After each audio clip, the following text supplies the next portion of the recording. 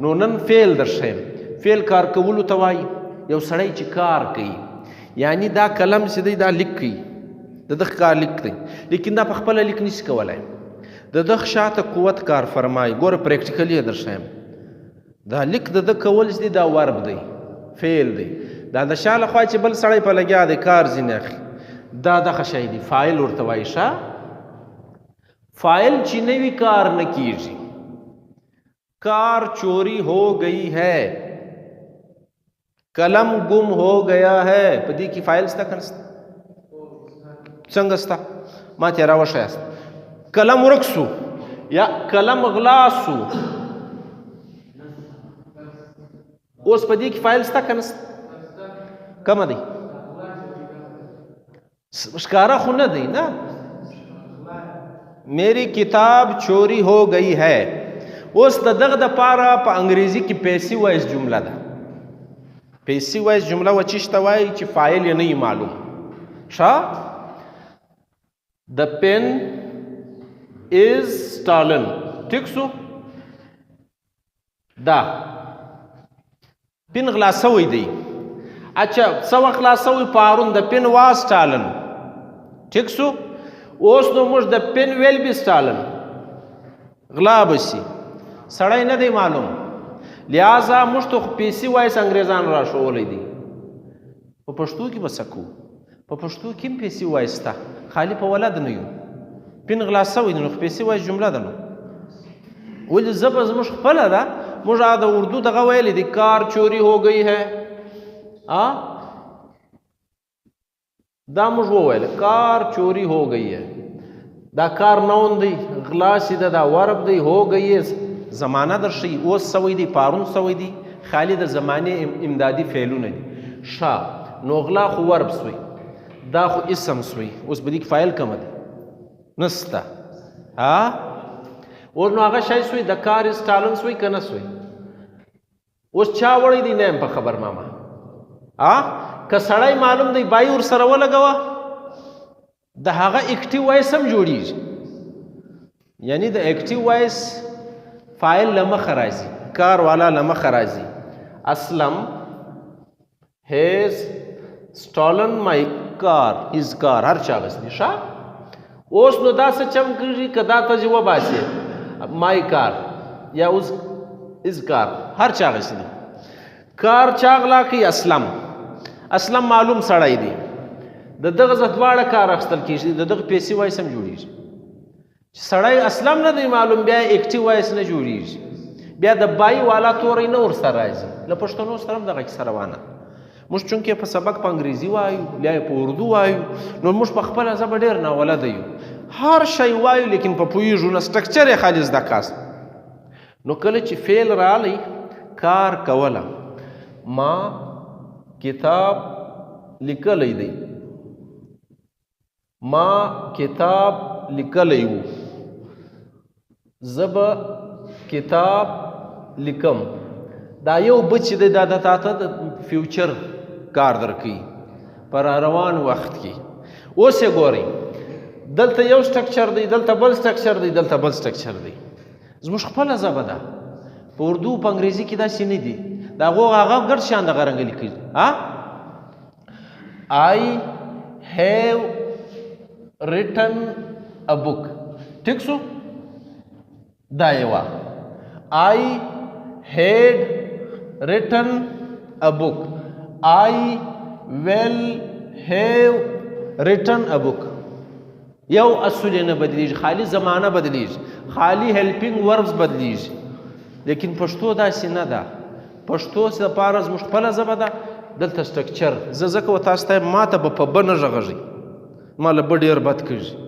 کار ده وکړئ سر کړی به مه وي. د دې څه مطلب دی؟ کیدی سي وبسي ما سړیه. اوس پوهېږئ دا ګردې شکیه جملې دي. هلکه دروازه ده بنده که، هو ما بنده که. ما هلکه یې خلاصه ولاړه، ما سړیه ما بنده که. دا شکیه جمله سوه که نه سوه؟ نو تاسو پړه لیکه خلک یاست، تاسو به له نن بعد په شک نه غږیږئ. دوې خبرې به کوئ، هو یا یا. هلکه پلانی د ول دی، هو چیرې وی پلاني ځای، هلکه پلانی د ول دی یا. هلکه پلانی ته ویل دی ما به لیدلی او څنګه جواب دی ملنګه کا خدای به زوی راکړي که لور ډول اول خو به خدای زوی درکړي که زوی نه وي لور به خامخا ملنګ ورته یایي د واده د سوی نه وخت کېږي ډول چې واده مو وایي بیا هم ته څه کوئ د ژړې هر کس واده نه دی کړی زوی لور غواړي یعنې هسې ټایم ضایع کول دغه ته وایي کنډیشنل سینټنسز په انګریزي باندې اف والا اف ماڼه اوس نو که دغه وایي نه د ترورۍ برتونه وایي نو ماما به وي اگر خالا کی موچې ہوتی تو مامو ہوتا خالا موچې نسته نو موږ څنګه وکړو ماما به موچې سته دا ګر دغه خبرې دي چې د پښتنو سره بیخي ډېرې دي له خلکو سره نسته خلکو کنډیشنل هم درې ځایه مات کړي دي 3 قسمه غږیږي یوه حقیقي کنډیشنل ده یوه غیر حقیقي کنډیشنل ده یوه نوګه سره ما که داسې محنت کړی وای زه به هم فسټ راغلی وم ما که پکښې دی نو که چې رالی مه غږئ په که باندې ګورئ سړی په چی ښایسته دی په خبرو نو خبرې به موږ نن د ګرامر پر بنیاد ښه صفا کوو نو چې زما هره خبره زما د خپلې ژبې ده نو بیا ما ته ګرامر څه ګران دی لہذا کتاب لیکل کار کول دي کار خامخا یو څوک کوي سسٹم چل رہا ہے نظام چل رہا ہے و دا نظام په خپله چلیږي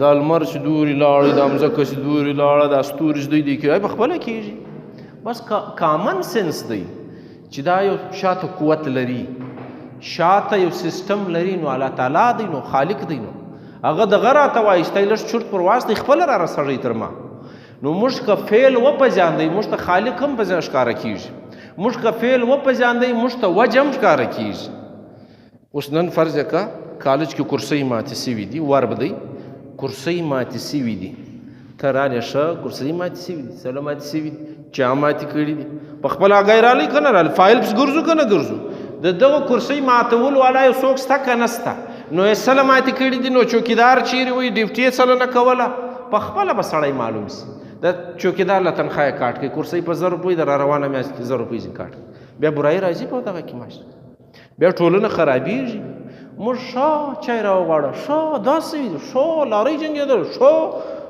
بس اور اخیستی دي 200 کسې کې سوي دي یوه دروازه یې هغې اور واخیستی نور ته لاره نه وګرد کې وسوځي ښه به بیا چای پر وکړي حل نسته موږ د فعل هغه فایل ته نه ګورو موږ سبب ته نه ګورو ښه اوس یو شی په فعل کې وپېژنئ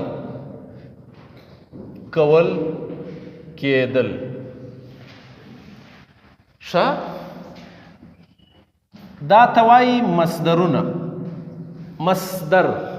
مصدر معنا د توري مور په اسانو ټکو یعنی داسې تورۍ چې هغه زه ته نور جوړی ښه مور وچیش ته وایي انفینیټیو انفینیټیو شکلونه هغه توري چې تا ته خامخا بل توری درکوي له موږ سره کېدل مصدر دی دا فعل دی یو کار سړی کوي ښه د دغه ګرامري نوم چیش دی مصدر اوس موږ یې کېدلی سي دا کېدلو د کېدلی فرق شته که نسته نه کېدی فرق یې شته که نسته مور یې چی شته کېدل لغت دی ښه هغه توري چې موږ ته نور توري راکوي دا په ټوله دنیا کې د هرې ژبې مصدرونه چې له هغه نور توري پیدا کېږي ښه هونا سمه ده ټو ډو دغه شی دی که نه دی و دا د ټولې دنیا یو دی هوا تا هوې ته هوګا یو فرق یې نسته دلته هم ټول سره بدلېږي که دغه بدل سوی بیا شکلونه یې بدل سي ټیک سو لا ویل ورسره ولګېږي لا ای اس ورسره ولګېږي زمانې خالي بدلېږي هغه موږ ته اسانه کېږي چې زمانې بدلې شوې نو د مصدر به څه کار وي په پښتو کې چې دی به موږ ته نور توري راکوي نو یو مصدر لازم دی یو مصدر متعدی دی لازم دا معنا چې خالی د فاعل او فعل په مدد په مرسته جمله کمپلیټ شي. د کار کړی دی. ټیک شو؟ د کار کول دا دی فاعل، دا دی ټیک شو مفعول، دا څه دی فعل. دا ته موږ چې وایو درې سره پکې رالو. متعدی فعل هغه فعل چې سړی بې مفعوله هغه پر سایکل راغلی دی، که سایکل هغه راغلی دی ډایرکټ کار اوس ښه داسې شی نشته چې موږ دغه مفعول ضرورت، موږ ته بس راغلی دی، موږ جمله کمپلیټ سینس راکړي سم په وپوهېدو سړی را رسېدلی دی. اشه هغه پر راغلی دی، اوس یو شی مانده دی چیش راغلی دی. جستجو ده که نه ده؟ جو دوا کرتا گیا مرض بڑھتا گیا، جیسے جیسے میں پڑھتا گیا میرا نالج بڑھتا گیا. اوس دا که نه سوه؟ جیسے جیسے جو جس طرح جیسے دا چې ته استعمالوې هغه تا ته بیا ده یو کار سوی دی. ښه د ولیکل سمه ده؟ دا د او لیکل دا خالد و شان دي، دا فاعل دی دا فعل دی. دا جمله کمپلیټ ده که نه ده؟ چې کمپلیټ سنس یې درکړي خالي له دوو شیانو جوړو فاعل او مفعول فعل. دغته مصدر لازم وایي یا لازم فعل وایي. لازم فعل په دوو شیانو جوړېږي، له کار کول والا او کار څخه. تا ته کمپلیټ سنس درکوي. ښه زه به دغه ولیکم د پر ولیکل. ښه دا چې دا ته وایي فعل متعدي. ښه هغه فعل هغه کار چې د هغه دپاره خامخا د اوبجکټ ضرورت دی، مفعول به خامخا جوړی. ښه د پر چی شو لیکل یو شی خو پاته دی، کاغذ کتاب د میړه پر تندي پر بورډ هر شی چې ضرورت موږ محسوسوو. نو لہذا د مصدر لازم څخه موږ دستي دوه کشان جمله پوره راکوي او د متعدي پر ځای به موږ یو شی کمی محسوسوو. که چیرې جمله در راغله چې فعل لازم څه ته وایي نو دا دی یو به فعل پکښې وي یو به فاعل پکښې وي، بس ختم. فعل متعدي و چیش ته وایي؟ مصدر متعدي هم ورته وایي. ګرامري نوم یې چیش دی؟ مصدر لازم مصدر متعدي. دا دواړه یو شی دي. کې نوټه واستئ زه به درته اسانه کړم. مصدر لازم دارنګه کوي دا هم صحیح دی. دا مصدر متعدي فعل متعدي دغه د ګرامر نوم دی، دا بل د استعمال نوم دی. بناوٹ کے لحاظ سے اسم کی اتنی قسمیں ہیں، صحیح دی. اقسام کے لحاظ سے جس اسم اتنی قسموں پر تقسیم ہے. نو دا د هر شي خپله طریقه ده. یعنی یو شی ما واغوستی کالی، کالی خو د کالیو نوم سو.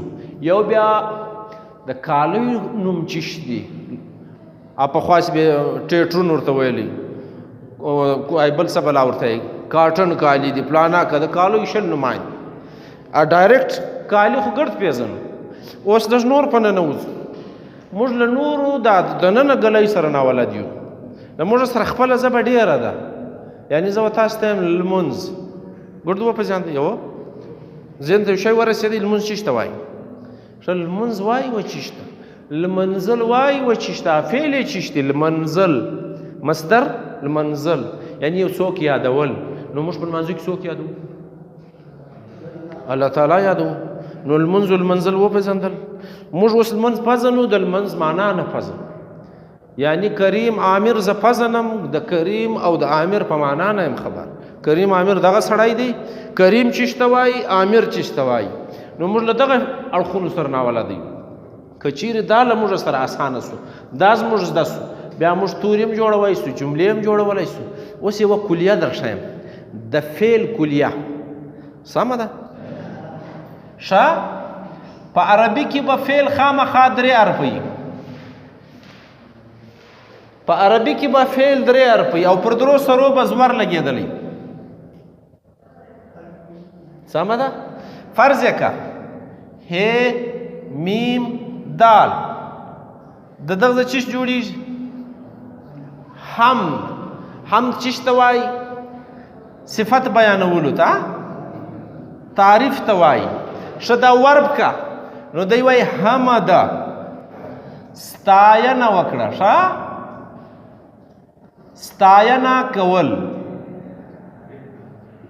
نو له موږ سره په ینه باندې ښوونه لیکنه وینه تکونه سمه ده غندنه دا شکلونه دي چې موږ یې فعل ته واړو دغه شی څه دی د فعل په شکل کې په عربي کې به خامخا ورب درې حرف وي تر دې بالاغس کېدای نشي حسد فعل دغه فعل راواخه د کار وکي ټیک سو اوس دغه فاعل درښیم سبا چې فاعل څنګه ځینې جوړیږي له دغه توري فاعل در جوړوم سمه ده یعنی زه حمده دی دا کار چې بیا کوي د الف خالی الف ور سره زیاتېږي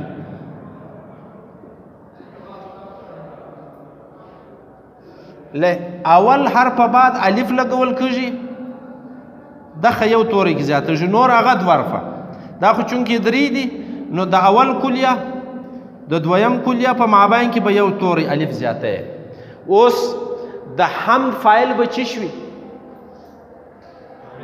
حمد چیش ته وایي تعریف حمد چیش ته وایي تعریف کیا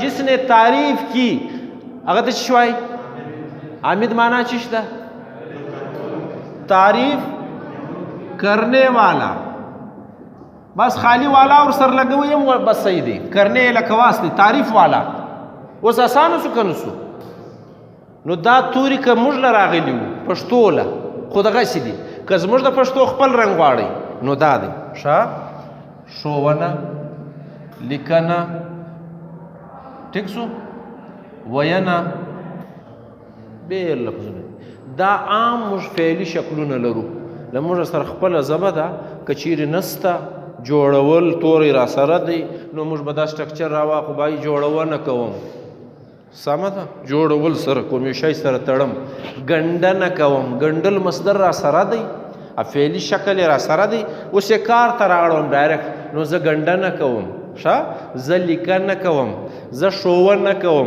سمه ده زه اورېدنه کوم اوس اسانه شو که نه شو که چیرې تاسو نه یاست پوهېدلي نو پوښتنه وکړاست د فعل په اړه باندې سبا فایل درشه پوښتنه شته نسته